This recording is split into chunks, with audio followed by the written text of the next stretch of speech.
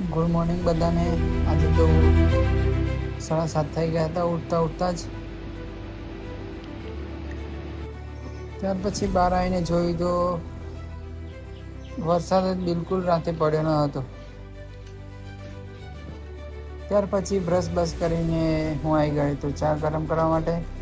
અને ખાવાનું પણ થઈ ગયું તો આજે ચણાની દાળ બનાવી હતી મમ્મી. અને ચા પણ ગરમ થઈ ગઈ હતી. ત્યાર પછી હું આવી ગયો તો ખેતરમાં, જ્યાં પરમ દિવસે ખાતર નાખ્યું હતું, પણ પાણી પણ ચાલુ કર્યું હતું અને વરસાદ પણ આવી ગયો હતો.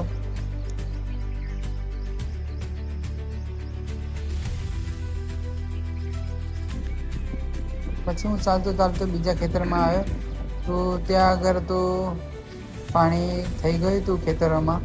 અને હું જતો તો મારા બીજા ખેતરમાં પાણી જોવા માટે.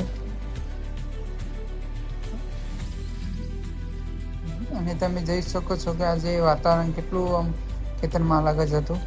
પછી બીજા ખેતરમાં એને જોયું તો ક્યાંક પાણી હતું, પણ થોડું ઓછું હતું પાણી, એટલું બધું નહોતું થયું.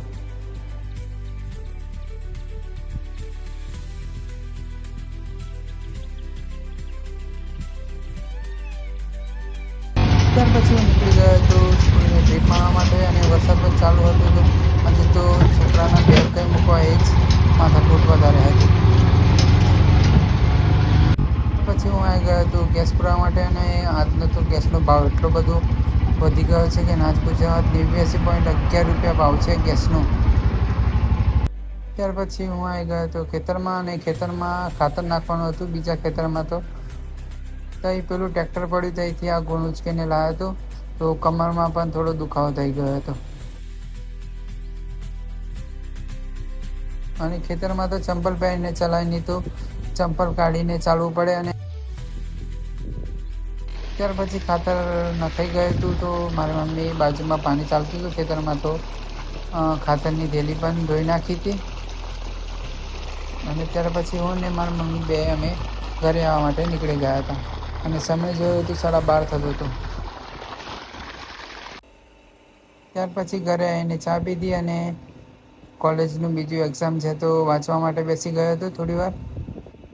અને પછી ખાવાનો ટાઈમ થઈ ગયો હતો. આવા જ બીજા વિડીયો જોવા માટે ચેનલને લાઈક કરો, શેર કરો અને સબસ્ક્રાઈબ કરો.